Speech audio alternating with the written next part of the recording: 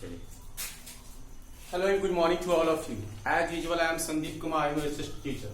Today I am going to teach you about the exercise 2 which name is the establishment of power. Establishment of company power मतलब company की शक्ति की स्थापना। तो आज मैं आपको संदीप कुमार आपका एसएसटी टीचर मैं आपके लिए क्लास 8 का सब्जेक्ट एसएसटी एक्सरसाइज 2 जिसका पार्ट 1 है the establishment of company power मतलब कंपनी की शक्ति की स्थापना, इसके बारे में हम लोग पढ़ेंगे। So let's start with the chapter. First में आप हम लोग पढ़ेंगे शुरू में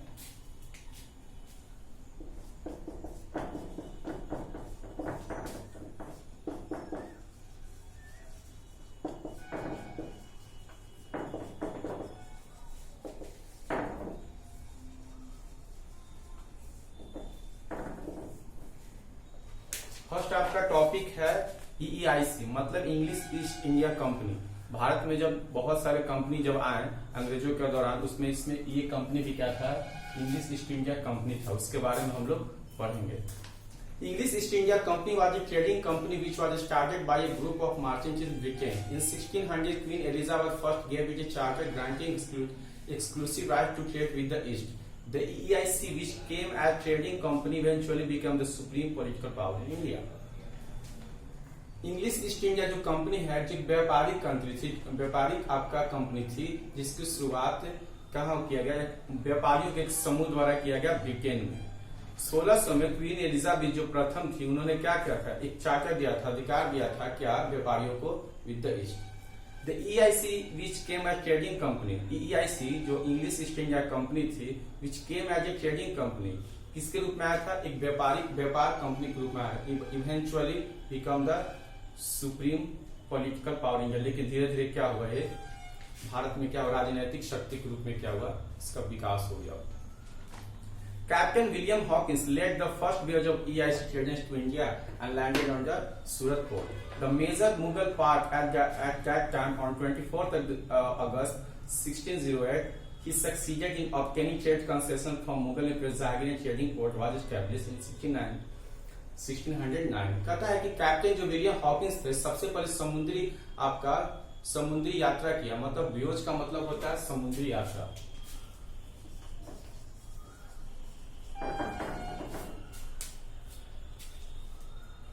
और कहां पर आया व्यापार, इंडिया एंड लैंडेड, और कहां पर उनका रुका, सूरत पोर्ट पे, सूरत बंदरगाह पे सबसे पहले।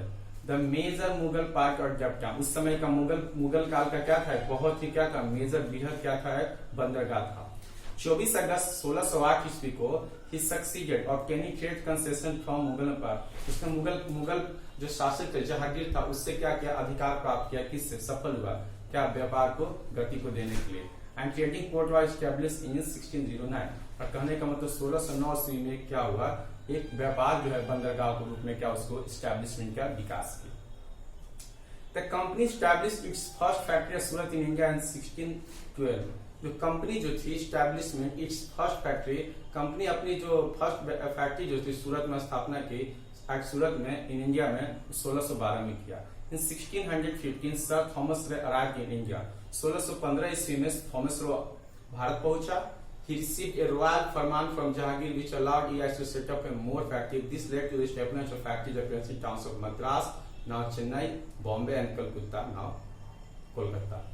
कहने का मतलब है कि सबसे पहले जो थॉमस रो जो आया किसके शासनकाल में आया था, जहांगीर के शासनकाल में आया। सबसे पहले क्या किया, उससे जहांगीर से क्या हुआ, जहांगीर उसको अलाउ किया, आपको अनुमति दिया क्या, किसको, इंग्लिश ईस्ट इंडिया कंपनी को, वहां पे क्या किया, अधिक से अधिक फैक्ट्री को स्थापित किया। और यहीं से क्या हुआ, यहाँ पर से क्या हुआ, अधिक से अधिक फैक्ट्रियों का क्या हुआ, इस्टेब्लिश हुआ, मतलब स्थापना विकास हुआ।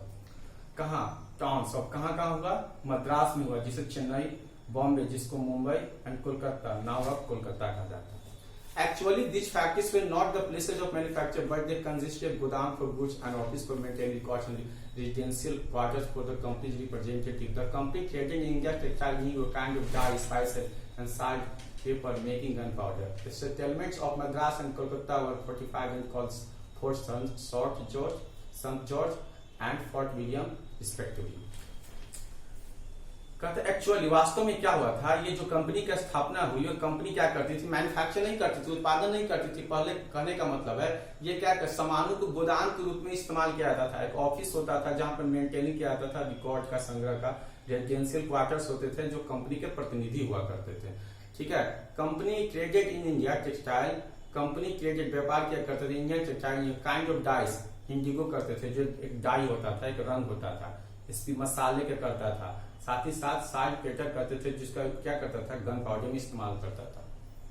The settlements at Madras and Calcutta were fortified और कॉल्ड, जो बस्तियां मद्रास एंड कोलकाता जो कहला जाता था फोर्टिफाइड, उससे क्या कहा जाता था फोर्ट संत जॉर्ज कहा जाता था, जिसको 1639 में गठन हुआ था, एंड फोर्ट विलियम जिसको 1698 में उसको गठन हुआ था, क्रम से उसे कहा जाता था।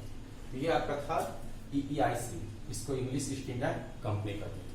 अब चलते हैं कहा, अब हम लोग चलते हैं DEIC, इसको डच ईस्ट इंडिया कंपनी कहते हैं, इसको DEIC। ठीक है। The Dutch east India company was set up at the chartered company in 1602 with the permission from the government। कहने का मतलब है कि जो डच इंडिया कंपनी का स्थापना हुई थी वो कब हुई थी, 1602 ईस्वी में हुई थी। किसके, with the permission from the government, उनके सरकार के अनुमति के अनुसार हुआ। Establish the settlements in Cochin, Goa and Daman and Diu. उन्होंने अपनी जो बस्तियां कहाँ गठन किया था, स्थापना कहाँ किया था, कोचीन में, गोवा में, दमन और दीव में। हाउएवर जो भी हो, they were more interested in the Indonesian island despite having flourished yet in India after interminant wars and agreement with the British. They gave up most of their claims to India and concentrated more on the Indonesian islands। कहता है कि दे establish settlements, उन्होंने बस्तियां कहाँ किया, कोचीन, गोवा, दमन और दीव में किया। हाउएवर जो भी हो, they were more interested in Indonesian islands, जो भी हो उन्होंने ज्यादातर जो आपका more interest in Indonesian islands, वो वे क्या करते थे ना, डच वाले क्या करते थे, ज्यादा रुचि कहाँ रखते थे, इंडोनेशियन द्वीप पर रखते थे। इसके बावजूद कि उनका जो व्यापार जो था वो भारत में बहुत ही फल फूल रहा था, माने विकास कर रहा था। After intermittent wars and an agreement, मतलब अंतरिम युद्ध, कहने का मतलब वार और अंग्रेजों के साथ समझौता के दौरान, they gave up most of their claim, उन्होंने मोस्ट जितने भी जो क्लेम कर रहे थे, घोषणा कर रहे थे, वो इंडिया को दे दिए। With claims India and concentrated more on Indonesian island।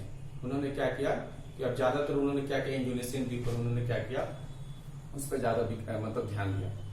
अब आपका नेक्स्ट है फ्रेंच ईस्ट इंडिया कंपनी। तो French east India company, French east India company, French East India Company was established in 1664 under the control of the French government।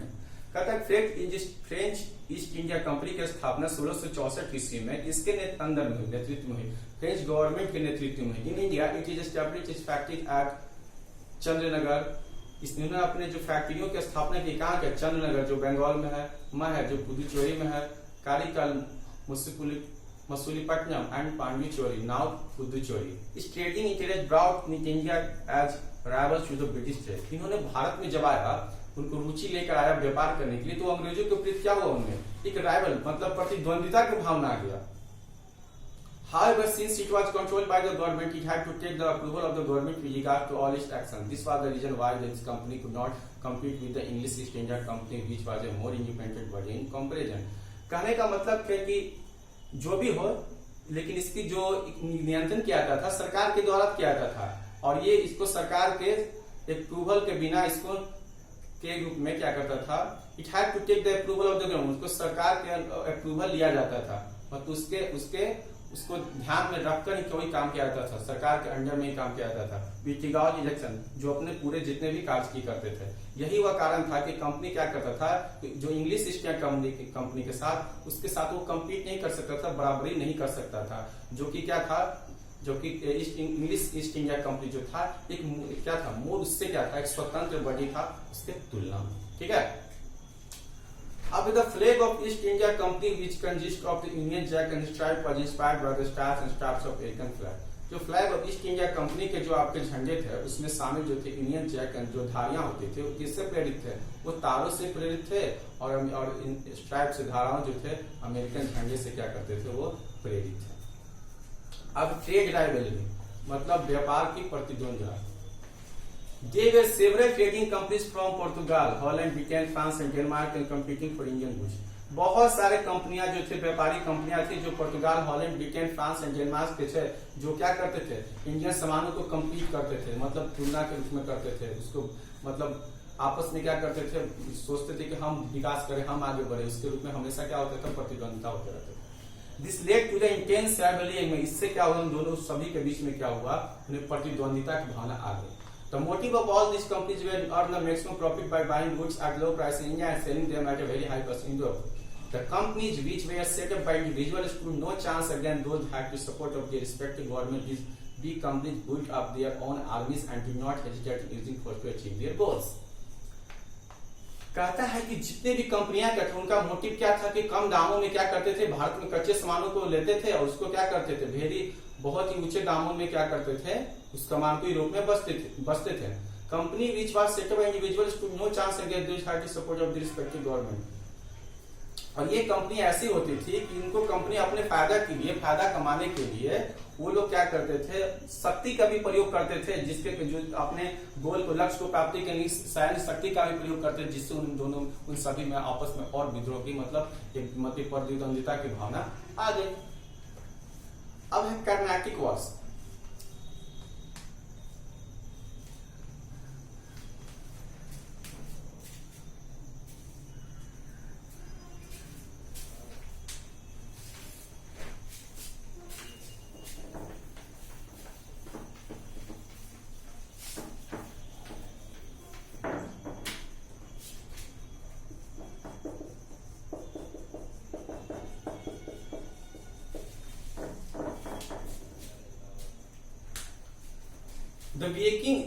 The weakening of Mughal Empire by the middle of the 18th. The weakening of the Mughal Empire by the middle of the 18th century provided ideal conditions for the English and trade trading companies to establish their political influence in India. ठीक है, जब Mughal empire जो 18वीं शताब्दी में कमजोर होने लगा तो उस समय क्या था? एक आइडियल स्थिति था अंग्रेजों और फ्रेंच को कि क्या कर सकते हैं? अपने कंपनियों को स्टेब्लिश करे देयर पॉलिटिकल इन्फ्लुएंस इंडिया, और अपने राजनीतिक जो शक्ति है उसको क्या कर इंडिया में बढ़ा। The British and French trade interested class in their carting, और जो ब्रिटिश जो थे, फ्रेंच ट्रेड जो व्यापार जो था आपस में क्या करने, क्लास करने लगे, मतलब युद्ध करने लगे। ठीक है, the Carnatic, the three Anglo French war called the Carnatic war, और तीन जो थ्री एंग्लो फ्रेंच वार, यहाँ ध्यान दीजिएगा।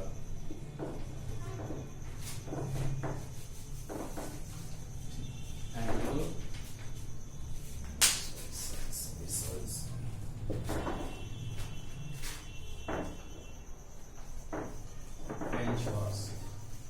ये द थ्री एंग्लो फ्रेंच वार, इसे हम कहते हैं एंग्लो फ्रांसीसी कर्नाटक युद्ध के भी कहा जाता है। ठीक है, एंग्लो फ्रांसीसी कर्नाटक युद्ध भी कहा जाता है। ये तीन युद्ध हुआ था। ठीक है, At that time the region was called Carnatic and it was under the possession of Nizam of Hyderabad. और क्यों कहा जाता है कि उस समय जो प्रदेश जो था वो कहा जाता था Carnatic, and it was under the possession of the Nizam of Hyderabad, उस समय किसके अंतर्गत आता था? अधीन आता था हैदराबाद के निजाम के अंतर्गत आता था। अब हम लोग पढ़ेंगे फर्स्ट कर्नाटिक वार। जो तीन कर्नाटक वार जो हुआ था उसे क्या कहते थे? एंग्लो फ्रांसीसी कर्नाटिक युद्ध, जो तीन जो हुआ था युद्ध, उसका फर्स्ट कर्नाटिक वार के बारे में हम लोग पढ़ेंगे।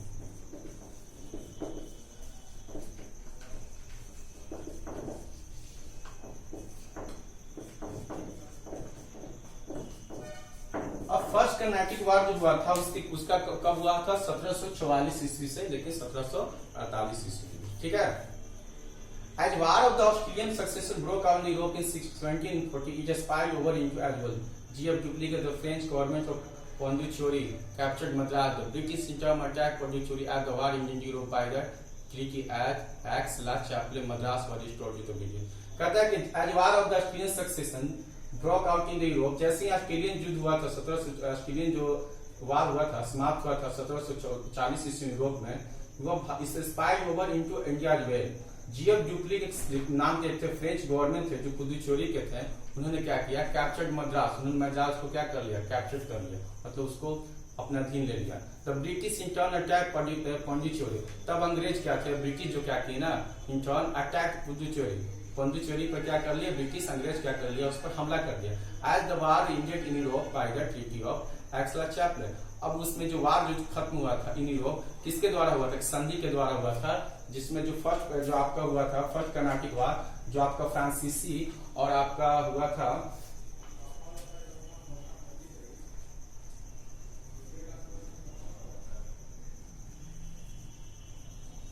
जिससे कहा जाता है कौन सा संधि, ट्रीटी ऑफ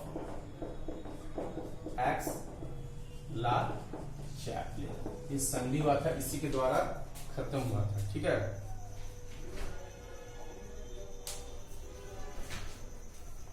अब इसी को मद्रास व रिस्टोर टू द, तब मद्रास पुनः क्या कर लिया, रिस्टोर मैंने पुनः अपने अधीन में ले लिया। किसको, कौन ले लिया, मद्रास को। जब कहने का मतलब जो फर्स्ट कर्नाटिक वार 1744 ईस्वी से 18 ईस्वी में हुआ, उसमें एक तो फ्रेंच गवर्नमेंट थे, ठीक है, जिनका नाम था जीएफ डुप्लिकेट, वो क्या कर लिया, मद्रास को कैप्चर कर लिया। लेकिन तब क्या हुआ है, तब अंग्रेजों ने उस पर हमला कर लिया पौंडीचेरी पर, और क्या हुआ, एक यूरोप खत्म कर लिया, तो एक संधि के तहत खत्म हुआ जिसका नाम था एक्सला-चैपलिन।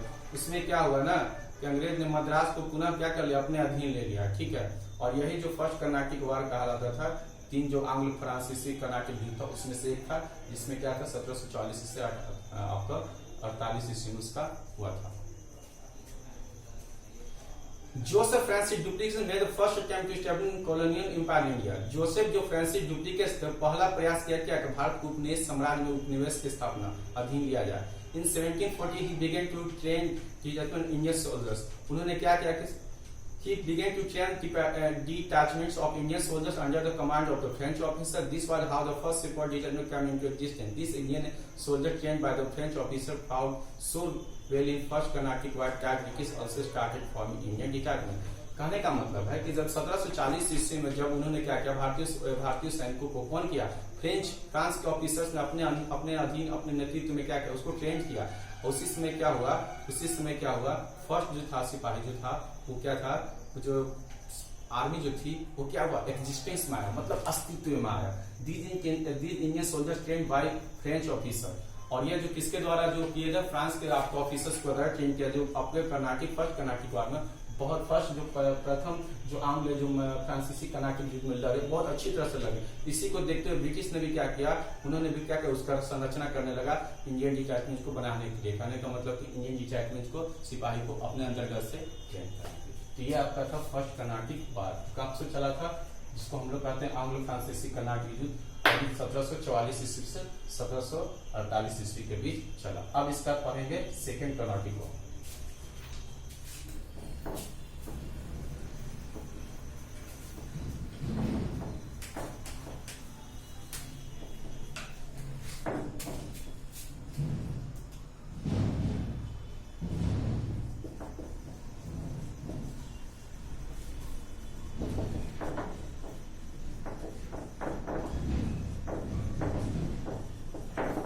सेकेंड कर्नाटिक वार जो हुआ था वो क्या कब हुआ था, 1749 से वो चला 1754 के बीच में। कब चला, 1749 से लेकर 1754 तक। When a peace treaty was signed in 1740 in Europe, जब यूरोप में क्या हुआ, जब फर्स्ट फ्रांसीसी आपका आंग्लो फ्रांसीसी जब कर्नाटिक युद्ध समाप्त हुआ, संधि के द्वारा यूरोप में हुआ था, जिसका संधि का नाम था क्या, एक्सला-चैपलिन। ठीक उसी संधि के अंतर्गत अंग्रेज पुनः मद्रास को अपना कैप्चर कर लिया। किसके द्वारा, ब्रिटिश ट्रेडिंग कंपनीज। और उस समय क्या हुआ, किसके किसके बीच हुआ, ब्रिटिश और फ्रेंच ट्रेडिंग कंपनी, व्यापारी कंपनी के बीच हुआ। But this peace lasted only for long short time. कहने का मतलब है कि ये जो आपको शांति समझौता हुआ बहुत कम समय के लिए हुआ, क्योंकि दोनों अपना आधिपत्य चाहता था, दोनों चाहता था कि भारत में अपनी ट्रेडिंग कंपनी को बहुत बड़ी मात्रा में बढ़ाए, भारत को उपनिवेश के रूप में देखें। The Nawab of Carnatic was killed by French. अब कर्नाटक के नवाब जो थे उसको किसके द्वारा मार दिया गया, फ्रेंच के द्वारा मार दिया गया। The Nizam of Hyderabad, Asaf Jah too died at the same time. Now both the British and French wanted to rid influence these two states as they wished to install their favorites on the thrones. Duplicates supported Chanda Sahib in Carnatic and Muzaffar Jung in Hyderabad. Thus, a three-party understanding was developed among the French चंदा Sahib and Muzaffar जंग, but the British supported rival candidate Muhammad Ali and Nasir Jang respectively. Although the war broke out, it was an unofficial war fought between the European countries in India. This was peace in Europe. Both Muhammad Ali and Nasir Jang were killed and French influence in Indian war maintained. अब next कहता है क्या आपका, जो हैदराबाद के जो फ्रांसीसी के द्वारा हैदराबाद के राजा को मार दिया गया, ठीक है, उस मार दिया गया the Nizam of Hyderabad to died at same, उसी समय हैदराबाद के जो आपको राजा थे आसफ जहां उसी की भी मृत्यु हो गई। अब दोनों क्या करने लगे ना, ब्रिटिश और फ्रेंच दोनों चाहते थे कि दोनों राज्यों पर अपने पूर्ण रूप से उसको आपका मतलब उस पर वर्चस्व स्थापित कर ले। उसी के दौरान क्या किया कि लोग दोनों अपने अपने फ्रांसीसी और अंग्रेज दोनों अपने अपने जो सब अच्छे उनको चाहते थे, उनको क्या करना वहां पर उसको राजा बनाना चाहता था। डुप्लीकेट सपोर्टेड चंदा साहिब, डुप्लिक्स जो करते थे, डुप्लिक्स जो था उन चंदा साहिब को सपोर्ट किया कर्नाटक में, एंड मुजफ्फर जंग इन हैदराबाद, और मुजफ्फर जंग इन हैदराबाद में किया। दस एट्रीब्यूट अंडरस्टैंडिंग और डेवलप इन द फ्रेंच चंदा साहिब एंड मुजफ्फर जंग, but the British supported rival candidate. तब क्या किया ब्रिटिश लोग, क्या किया उसके सबसे जो आपको दम विद्रोही था उसके अगेंस्ट में था, किसको प्रतिनिधि के रूप में किसको उतारा, मोहम्मद अली को और नासिर जंग को। Although the war broke out, जो भी हो अंत में क्या हुआ, वार समाप्त, it was an official war, यह कोई मतलब ऑफिशियल नहीं था। Fought between the European country, दो यूरोपीय देशों के बीच भारत में लड़ा गया। There was peace in Europe, both Mohammad Ali Nasir Jung को किल आए, तो दोनों क्या हुआ, मोहम्मद अली एंड नासिर जंग क्या हुए, वो मारे गए। और तब क्या हुआ, फ्रेंच जो था फ्रांसीसी जो इन्फ्लुएंस चक्कर में वो क्या किया वहां पर उसको बढ़ावा मिला। ये आपका था सेकेंड में आपका कर्नाटक वाला। तो क्या किया आपका फ्रेंच वाला किसको किया, चंदा साहिब को, मुजफ्फर जंग को किया। उसी तरह क्या क्या अंग्रेज वाले किसको किया उसके कॉन्फ्लिक्ट में, मोहम्मद अली को, नासिर जंग। और इसमें क्या हुआ, मोहम्मद अली नासिर जंग जो प्रतिनिधि थे किसके, वो किसके अगेंस्ट में लड़ रहे थे, वो लड़ रहे थे फ्रांसीसी के अगेंस्ट में, ब्रिटिश सरकार की तरफ से वो हार दिए गए। और इससे क्या हुआ, फ्रेंच को क्या हुआ ना और इन्फ्लुएंस हुआ, मतलब और उसको बढ़ावा मिला। ठीक है, ये आपका सेकेंड कर्नाटक वॉर था जो फ्रांसीसी कर्नाटक के रूप में जाया था। और हम लोग थर्ड पढ़ेंगे, ठीक है।